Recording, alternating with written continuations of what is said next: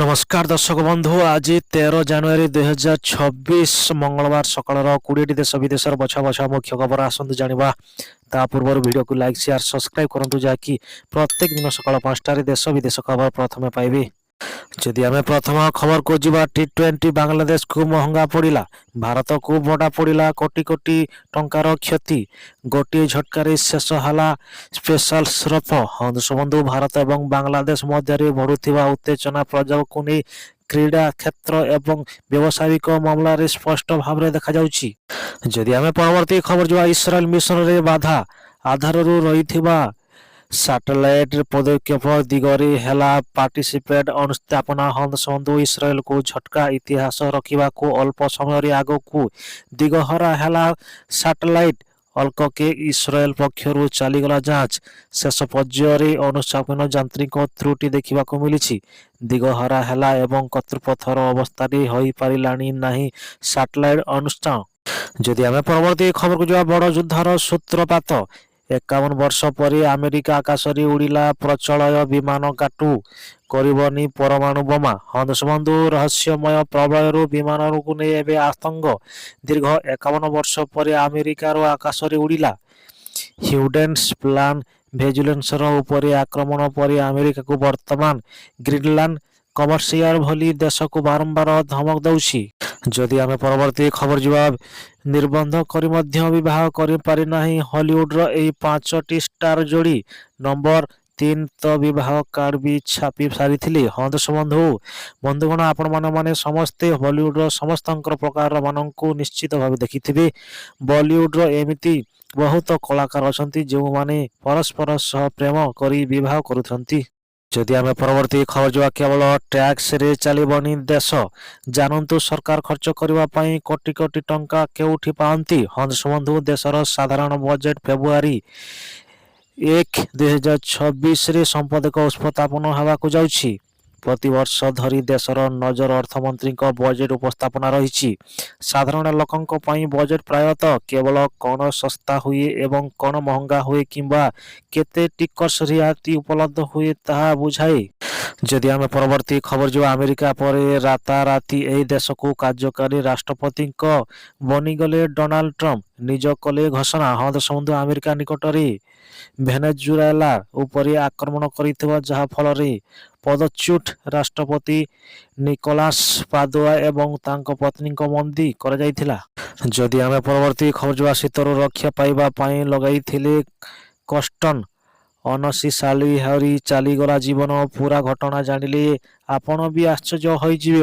ବନ୍ଧୁ, ଶୀତରୁ ରକ୍ଷା କରିବା ପାଇଁ ଲଗାଇଥିଲେ ନିଆଁ, ଆଉ ସେହି ନିଆଁରେ ଚାଲିଗଲା ଜୀବନ। ଯଦି ଆପଣମାନେ ଏମିତି କିଛି ଭୁଲ କରୁଛନ୍ତି ତାହା ଜାଣନ୍ତୁ ସାବଧାନ, ନଚେତ୍ ଯାଇପାରେ ଆପଣଙ୍କର ଜୀବନ ମଧ୍ୟ ବିପଦରେ ପଡ଼ିପାରେ। ଯଦି ଆମେ ପରବର୍ତ୍ତୀ ଖବର ଯିବା, ନୂଆ ବର୍ଷରେ ନୂଆ ଅଫିସ ବଦଳିଲା ମୋଦିଙ୍କ କାର୍ଯ୍ୟାଳୟ ଠିକଣା ଏବଂ ଏଠାରେ ବନ୍ଧୁ, ପ୍ରଧାନମନ୍ତ୍ରୀ ନରେନ୍ଦ୍ର ମୋଦିଙ୍କ ନୂତନ କାର୍ଯ୍ୟାଳୟ ପ୍ରସ୍ତୁତ କରାଯାଇଥିବା ବେଳେ ଏହାର ଏହି ଶେଷ ସ୍ପଷ୍ଟ ଦିଆଯାଇଛି। ସମ୍ଭାବ୍ୟ ପ୍ରଧାନମନ୍ତ୍ରୀ ମୋଦି ଏହି ମାସରେ ତାଙ୍କର ନୂଆ କାର୍ଯ୍ୟକାଳ ଶଂଶାସ୍ତିକ ହେବ। ପ୍ରଧାନମନ୍ତ୍ରୀ କାର୍ଯ୍ୟାଳୟରେ କ୍ୟାବିନେଟ ସଚିବାଳୟ ଏବଂ ଜାତୀୟ ସୁରକ୍ଷା ପରିଷଦ ସବିଭାଗକୁ ନୂତନ ସେବା ତୀର୍ଥ କମ୍ପ୍ଲେକ୍ସରେ ଏକତ୍ର କରାଯାଇଛି। ଯଦି ଆମେ ପରବର୍ତ୍ତୀ ଖବର ଯିବା, ଫେବୃଆରୀ 20ରୁ କ୍ଲିନିଂ ଏକ୍ସପୋର୍ଟ ସାମିଲ ହେବ ଦେଶ ଏବଂ ବିଦେଶ 200ରୁ ଅଧିକ କମ୍ପାନୀ। ବନ୍ଧୁ, ବିଶ୍ୱ ସବୁଜର ଶକ୍ତି ମାନଚିତ୍ରରେ ଓଡ଼ିଶାକୁ ସ୍ଥାପିତ କରିବା ଲକ୍ଷ୍ୟ ନେଇ ଭୁବନେଶ୍ୱରରେ ଆସନ୍ତା ଫେବୃଆରୀ 20 ଏବଂ 21ରେ ଗ୍ଲୋବାଲ କ୍ଲିନିଂ ଅନୁଷ୍ଠିତ ହେବାକୁ ଯାଉଛି। ଅକ୍ଷୟ ସତ୍ୟ ଏବଂ ସ୍ଥାନୀୟ ଜାତୀୟତା ଉପରେ ଏହା ପର୍ଯ୍ୟଟିତ ହେବ।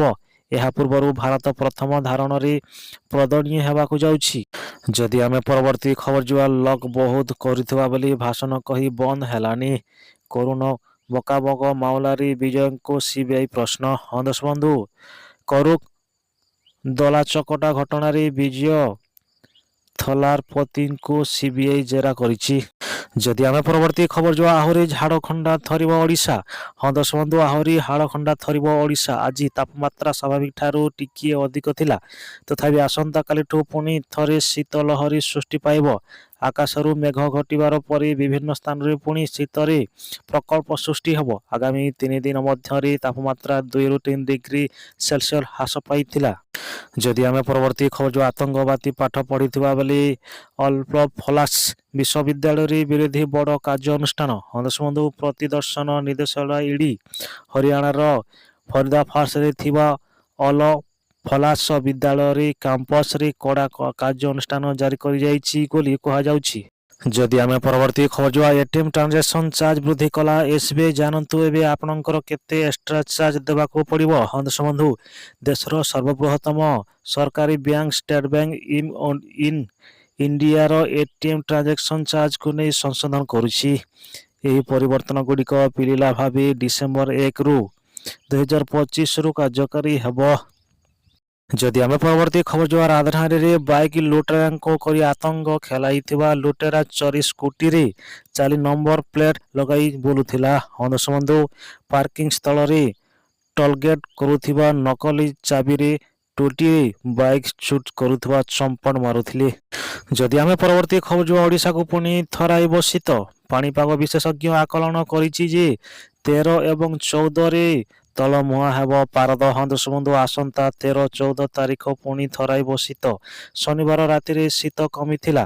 ରବିବାର ଶୀତ କମ୍ ରହିଛି, କିନ୍ତୁ ମଙ୍ଗଳବାର ଏବଂ ବୁଧବାର ଅଭ୍ୟନ୍ତରୀଣ ଏବଂ ଉପକୂଳ ଓଡ଼ିଶାରେ ପାରଦ ପୁଣି ତଳମୁହାଁ ହେବ।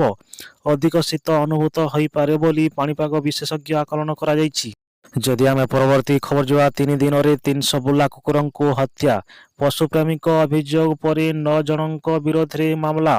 ବନ୍ଧୁ ତେଲେଙ୍ଗାନାରେ ହନମଣ୍ଡକଣ୍ଡାରେ ଜିଲ୍ଲାର ପ୍ରାୟ 300 ବୁଲା କୁକୁରକୁ ହତ୍ୟା କରାଯାଇଥିବା ବେଳେ ଅଭିଯୋଗ ହୋଇଛି। ଏହି ଘଟଣାସ୍ଥଳରେ ପୋଲିସ ଏବଂ 9 ଜଣଙ୍କ ବିରୋଧରେ ମାମଲା ରୁଜୁ କରାଯାଇଛି। ଯଦି ଆମେ ପରବର୍ତ୍ତୀ ଖବର ଯିବା ଆକାଉଣ୍ଟକୁ ଭୁଲରେ ଆସିଥିଲେ ଟଙ୍କା କେମିତି ନକଲି ବି ଦଣ୍ଡ ମିଳେ, କ'ଣ ରହିଛି ବ୍ୟାଙ୍କର ନିୟମ।